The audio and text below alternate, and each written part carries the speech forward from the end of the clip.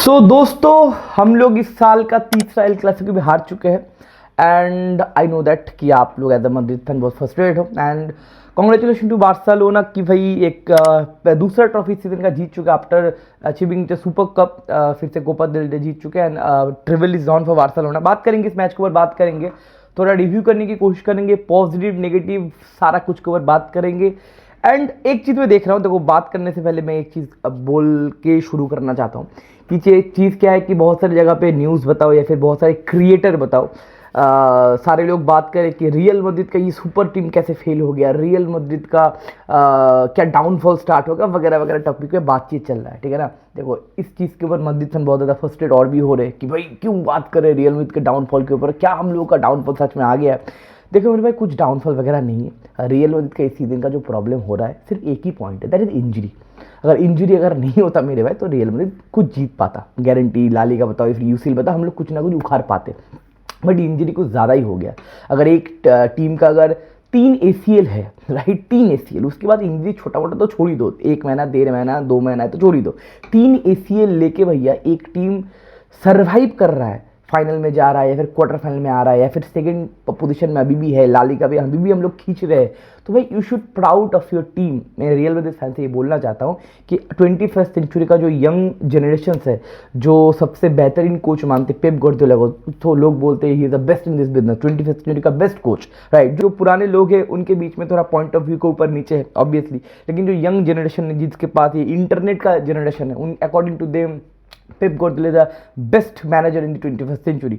वो भी भैया एक ACL रॉड्री गया था, वो छाती फूटने लग गया था, मेरा रॉड्री कहाँ गया, मेरा रॉड्री कहाँ गया। लेकिन अगर एक बंदा, कार्लो अंचेलोत्ती ऑब्वियसली, बंदा 3 ACL के साथ और इतने सारे इंजरीज के साथ, और छोड़ तो भाई कल के मैच में ऑन फील्ड में 3 इंजरीज हुए, ऑन फील्ड में 3 इंजरीज हुए। मैं आपको बता देता हूँ कितने कितने टाइम पे। मेंडी तो गया 10 मिनट में, उसके बाद विनीशियस गया भाई 90 मिनट में, उसके बाद भैया रूडिगर गया 111 मिनट में। तो भैया कल ऑन फील्ड 3 इंजरी हुआ है। आप best team in the world के साथ खेल रहे हो इन सीजन में, फिर भी आपका टीम अगर 2-2 जा रहा है भैया, you should proud of your team. अब आप बताओ कि भाई रियल मैड्रिड के ऊपर इतना लोग बात क्यों कर रहे हैं कि रियल मैड्रिड का डाउनफॉल हो गया, ब्ला ब्ला वगैरह वगैरह। देखो मेरे भाई, इस वर्ल्ड में, पूरे दुनिया में 3 क्लब का फैन बेस सबसे ज़्यादा है।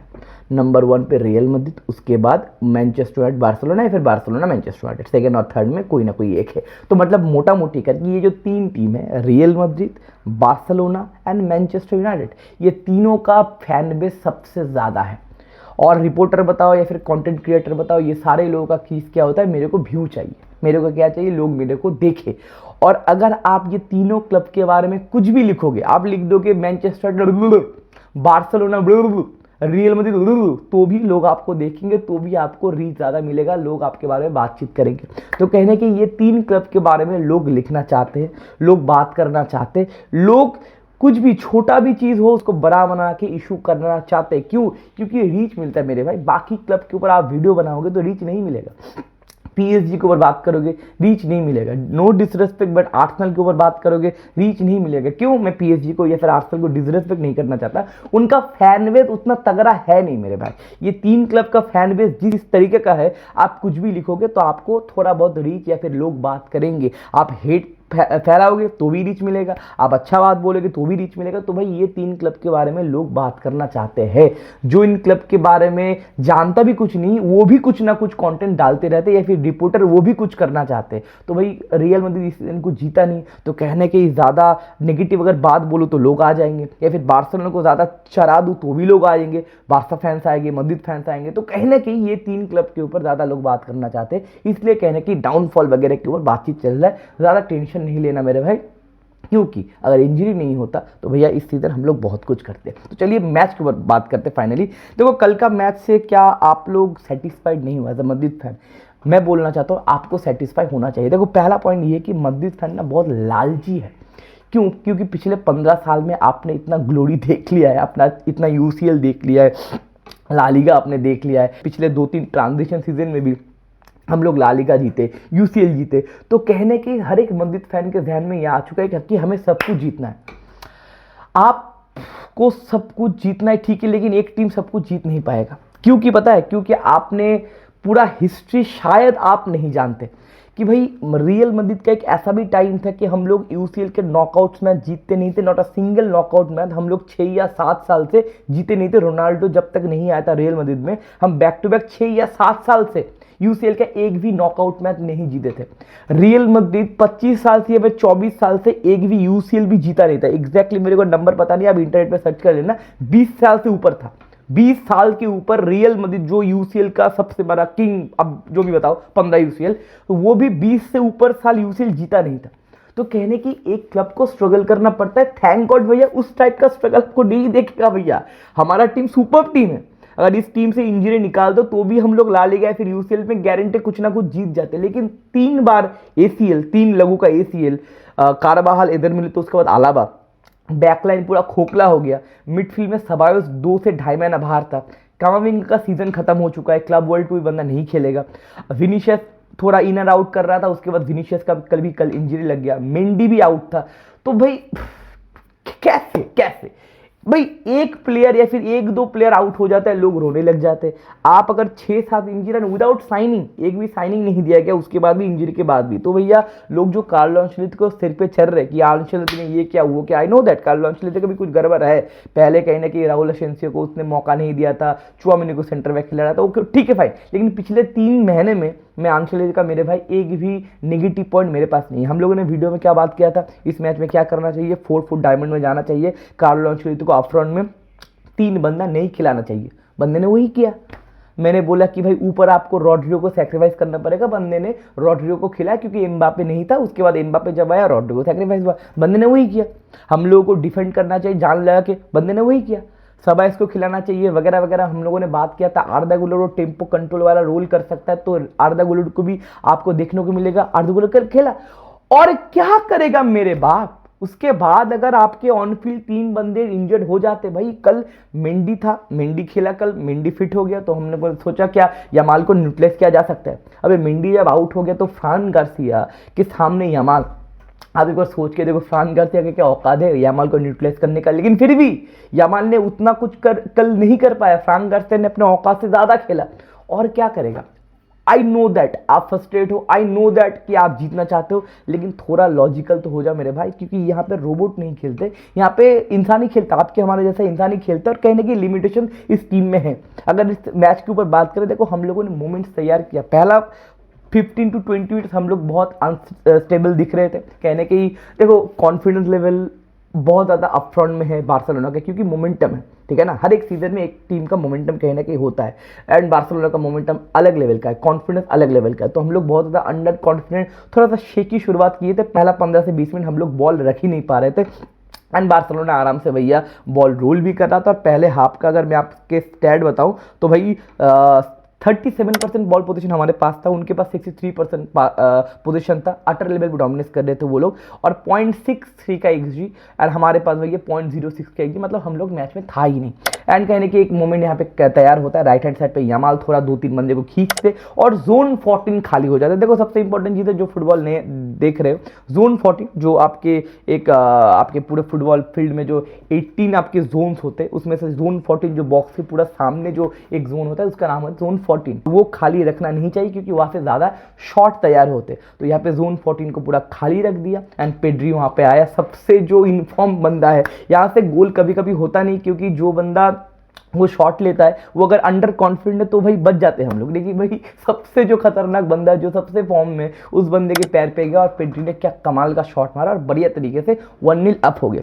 फर्स्ट हाफ में हम लोग थे नहीं, 2 जगह पे मौका बने, जूड बेलिंगम ने गोल मार दिया था लेकिन वो ऑफसाइड था, थोड़ा उसको रन को खींचना था, और एक बार विनीशियस को भैया एक पेनल्टी मिल गया था, वो भी हम स्कोर कर सकते थे लेकिन वो भी भैया ऑफसाइड था। तो ऑफिशियली हम लोग को ज़्यादा मौका मिले नहीं, फर्स्ट हाफ पूरा का पूरा बार्सिलोना डोमिनेट किए। तो हम लोग शायद सोच रहे थे कि भाई इस बार भी शायद बार्सिलोना उड़ा के ले जाएगा, लेकिन हमारे मिडफील्ड में 3 बंदे थे, क्योंकि 4-4-2 के डायमंड से खेल रहे थे, तो गारंटी बिग स्कोर तो भाई बार्सिलोना नहीं कर सकता, तो वो तो गारंटी है। क्योंकि देखो रियल मैड्रिड अच्छा नहीं खेल पा रहा है, लेकिन रियल मैड्रिड तो ब्राइटन नहीं हो गया, रियल मैड्रिड तो भैया क्रिस्टल पैलेस नहीं हो गया, वो रियल मैड्रिड अभी भी रियल मैड्रिड है, प्लेयर अंडर कॉन्फिडेंट है, लेकिन स्किल तो एक लेवल का है मेरे भाई। तो कहने के फर्स्ट हाफ डोमिनेट किया बार्सिलोना, 1-0 अप थे, लेकिन सेकंड हाफ में जो कैरेक्टर दिखा मेरे भाई, किलियन एम्बापे का कल जो ग्लिम्सेस दिखा या फिर किलियन एम्बापे ने जो अपना औकात दिखा, बहुत सारे लोग बोल भाई किलियन एम्बापे तो भैया फ्लॉप हो गया।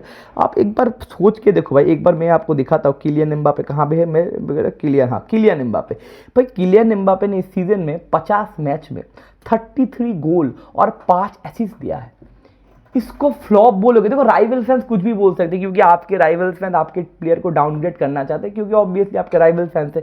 भाई 33 गोल और 5 असिस्ट, अभी भी भैया 8 9 10 गोल आएंगे। ला लीगा भी है, क्लब वर्ल्ड कप भी है, तो भैया अभी भी 8 10 गोल आएंगे किलियन एम्बापे का। तो 50 गोल या फिर 40 प्लस गोल मारना फ्लॉप है? तो भैया ऐसा फ्लॉप तो सारे लोग होना चाहते हैं भाई। मैं भी इतना फ्लॉप होना चाहता हूँ लाइफ में कि भैया 40 गोल मारना अगर फ्लॉप शो है तो भाई मैं भी फ्लॉप होना चाहता हूँ लाइफ में। इसको लोग अगर फ्लॉप बोलना चाहते हैं तो भैया किलियन एम्बापे फ्लॉप नहीं है। उसका पहला 4 महीना बहुत घटिया था, उसके बाद बंदे ने जो कमबैक किया और कल जो गोटे मुंह में दे दिए थे बारसा फैंस के किलियन एम्बापे। आप अगर बारसा फैन हो यार, आप हाफ टाइम के बाद जब किलियन एम्बापे आपके गोटे मुंह में नहीं थे भाई, किलियन एम्बापे जो भाई वहाँ पे इनिगो मार्टिनेज को, फ्रैंकी डिंग डोंग को भैया लिटा दिया था भाई, फाउल कमिट किए थे, वो रेड कार्ड हो सकता था। तो कहने के रेड कार्ड नहीं दिएगा, ठीक ओके फाइन, फाइनल मैन हो गया था। उसके बाद किलियन एम्बापे का बहुत एक क्रिटिसाइज था भाई फ्री किक से गोल नहीं देता, लो वो भी दे दिया। पहले सीजन में फ्री किक से पहली बार गोल दिया था, लेकिन लोग बोले थे भाई वो डायरेक्ट फ्री किक नहीं था, चलो कल डायरेक्ट फ्री किक से भी गोल दे दिया। और क्या चाहिए आपको? Kylian Mbappe is not growing, obviously Kylian Mbappe is growing my friend. और इस सीजन के बाद लोग बोल रहे भाई किलियन एम्बापे तो इस सीजन में कुछ नहीं कर पाया। हाँ ठीक है, किलियन एम्बापे इस सीजन के बाद कहीं नहीं जाएगा और भी 5 साल यहीं पे रहेगा, ज्यादा भी हो सकता है मेरे भाई। तो किलियन एम्बापे अगले साल भी रियल मैड्रिड से ही खेलेगा, वो अगले साल भी ला लीगा खेलेगा, अगले साल भी यूसीएल खेलेगा, अगले साल की उसके बाद बैलन डोर जीतने का मौका मिलेगा। तो मेरे भाई किलियन एम्बापे इज ग्रोइंग मेरे भाई। कल के मैच में विनीशियस जूनियर भी कहने की थोड़ा बहुत फ्रस्ट्रेट कर रहे थे, बॉल बहुत पोजीशन लूज कर रहे थे, लेकिन विनीशियस सेकंड हाफ में बहुत कुछ किए, लेकिन अनफॉर्चुनेटली बंदे को इंजरी हो गया, नहीं तो कुछ हो सकता था। और अगर उसके बाद और भी एक पॉजिटिव पॉइंट की बात करें, देखो चीज़ क्या है कि मैं चाहता हूँ कि बहुत सारे लोग कल लाइव में बोल रहे थे कार्लो अंचेलोत्ती आउट होना चाहिए यार, बहुत सारे मैड्रिड फैन मैं ट्विटर पे देख रहा हूँ कि अंचेलोत्ती आउट, लेकिन फ्रैंकली स्पीकिंग ना मैं नहीं चाहता अंचेलोत्ती आउट। मैं चाहता हूँ अंचेलोत्ती और भी 2 साल रुके। जो ट्रांजिशन सीजन आने वाले सीजन में न्यू बंदे आएंगे, पुराने बंदे लोग बाहर जाएंगे, लुकास वास्केज, लुका मॉड्रिच, ये सारे लोग बाहर जाएंगे। जो ये ट्रांजिशन सीजन होगा ना, मैं चाहता हूँ, आई नो दैट आप जावी अलोंसो के ऊपर बहुत ज़्यादा मोटिवेटेड हो भाई। जावी अलोंसो नया चीज़, देखो नया चीज़ के ऊपर हम लोग मोटिवेट बहुत होते हैं।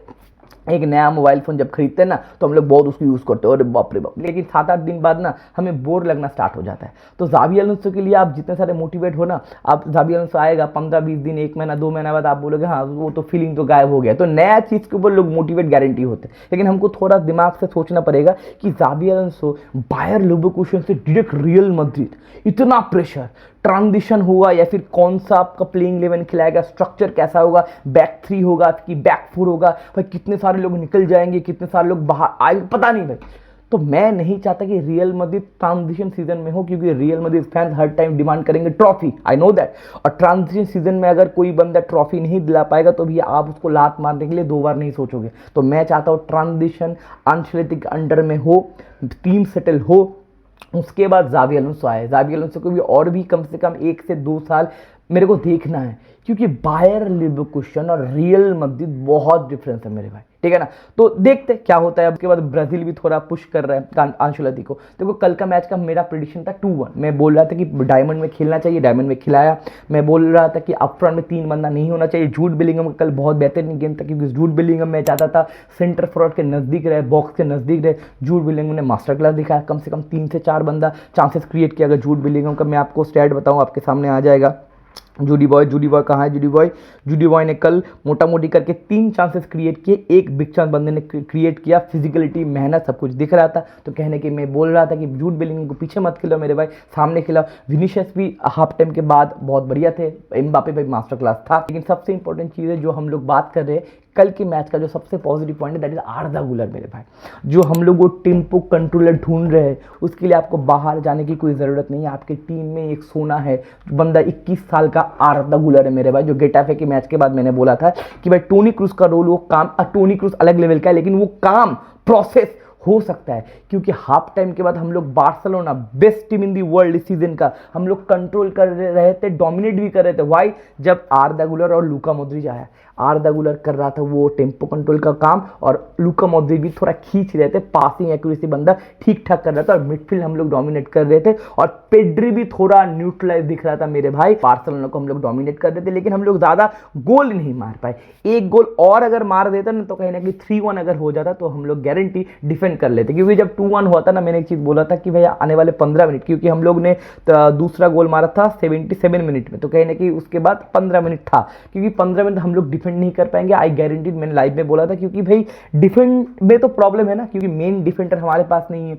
ट्रांजिशन में लोग खेल रहे और कहीं ना कहीं जो सारे डिफेंडर है थोड़ा न्यू भी है। राहुल अशिन से बताओ, डिफेंड में थोड़ा चुतियापा है एंड कहने की वहाँ पे गलती होता है, यहाँ पे गलती होता है। कोर्तुआ और रूडिगर के बीच में कॉम्बिनेशन का थोड़ा गलती होता है, वहाँ पे फ्री गोल दिया जाता है। एंड उसके बाद अगर ये भी गोल देखे, अगर तीसरा भी गोल देखे, कहीं ना कहीं मैं पहले सोचा था कि लूका मॉड्रिच का ये गलती था, लेकिन मेरे भाई लूका मॉड्रिच का गलती था नहीं, वो ब्राहिम दियाज का गलती था। एक बंदे का गेम कल बहुत ही घटिया था एंड वो बंदा ही कहने की कॉस्ट करते, that is Brahim Diya's. Brahim Diya's का तो ये तो गलती है। देखो यहाँ पे लूका मॉड्रिच जिसको पास करते, ब्राहिम दियाज इस पास को रिसीव नहीं कर पाते, पीछे से कुंडे ट्रैक बैक करके ये पास रिसीव करते थे, तो थोड़ा एंटिसिपेशन का प्रॉब्लम ब्राहिम दियाज के ऊपर हुआ था। और इब्राहिम दियाज के बाद एक और भी मौका था गोल मारने का। देखो यहाँ पे भाई 2 वर्सेस 1 हो चुका था, यहाँ पे साइड वाइज अगर पास कर देते तो ओपन चांस बन सकता था, लेकिन ब्राहिम दियाज थोड़ा कंफ्यूज हो जाते, अपने लेफ्ट हैंड साइड पे बॉल को स्क्वायर करते एंड कहने की ये बिग चांस मिस हो जाता है। तो ब्राहिम दियाज का थोड़ा ऊपर नीचे गेम था, ब्राहिम दियाज ने गेम कॉस्ट किया, लेकिन बच्चा है यार, क्या कर सकते हैं, रेगुलर नहीं होता, कॉन्फिडेंस थोड़ा ऊपर नीचे शेकी है, क्योंकि ऑब्वियसली अंडर कॉन्फिडेंट होगा इस सीजन में। इस सीजन में ज़्यादा कुछ किए नहीं बंदा।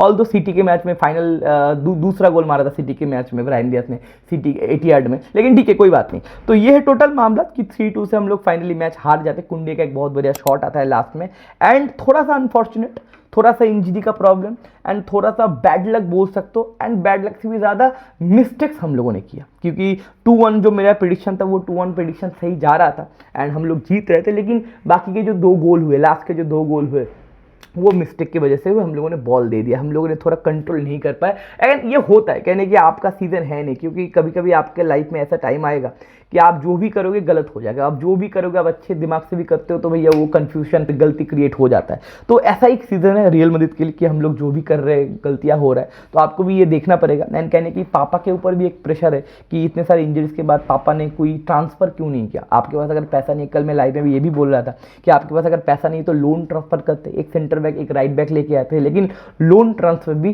कार्लो एंचेलोत्ती को दिए नहीं। तो इसके लिए कहीं ना कहीं सीजन थोड़ा कॉस्ट हुआ, पापा के ऊपर थोड़ा प्रेशर आएगा एंड आने वाले समर विंडो में हमको देखना पड़ेगा कि किस किस प्लेयर के ऊपर हम लोग ट्रांसफर वाइज काम करेंगे। आर्नोल्ड तो कहने की डन हो गया, उसके बाद भी और भी ग्रो करना पड़ेगा, एक सेंटर बैक और भी चाहिए और एक मिडफील्डर और भी चाहिए। तो देखना पड़ेगा आने वाले सीजन में क्या होता है। देखो इस सीजन में ट्रॉफी लिस्ट तो हम हो गए, मतलब कोपा देल रे, यूसीएल और ला लीगा शायद में भी मिलेगा ना मिलेगा। हमारे पास एक और चीज़ है, yes that is club world cup. अब क्लब वर्ल्ड कप से पहले हम लोग को कम बैक करना पड़ेगा, क्लब वर्ल्ड कप से पहले हम लोग को फिर से ये टीम को स्टेबल करना पड़ेगा। आई नो दैट कमाविंगा बाहर है, बाकी के प्लेयर्स थोड़ा बहुत इंजरी वगैरह है एंड रूडिगर को भी भैया कल रेड कार्ड वगैरह मिल गया था, उसके बाद भैया रेफरी को मारने चले गए थे। Frustration on top obviously, I know that, मैं फील कर सकता हूँ कि कोपा दिल के फाइनल एल क्लासिको है तो आप जीतना चाहते हो तो फ्रस्ट्रेशन अलग लेवल का है, लेकिन क्लब वर्ल्ड कप में हम लोगों को अच्छे से खेलना पड़ेगा। उससे पहले हम लोगों को अपना टीम थोड़ा सा ठीक ठाक करना पड़ेगा and I hope club world cup जीत के इस सीजन में कुछ ट्रॉफी वगैरह जीते। तो मिलते हैं अगले वीडियो में। आपका क्या रिएक्शन था, ये क्या आप क्या सोचते हो कि किसका गलती है, कार्लो एंचेलोत्ती गलती है, प्लेयर का गलती है, फिर जो मैंने बोला कि आप उसके ऊपर एग्री करते हो, नीचे कॉमेंट सेक्शन में जरूर लिखिएगा। अगर आप चैनल में नए हो प्लीज सब्सक्राइब चैनल, अगर आपको हमारा कंटेंट अच्छा लगता है तो ही करना, वरना मत करना। लाइक द वीडियो जितने सारे लोग हो एंड अगर आप हमारे वीडियो में रेगुलर हो या फिर हमारे चैनल में आप रेगुलर हो तो आप टेलीग्राम चैनल भी ज्वाइन कर सकते हो for better updates and communication. तो मिलते हैं अगले वीडियो में, take care, bye bye, hala Madurai.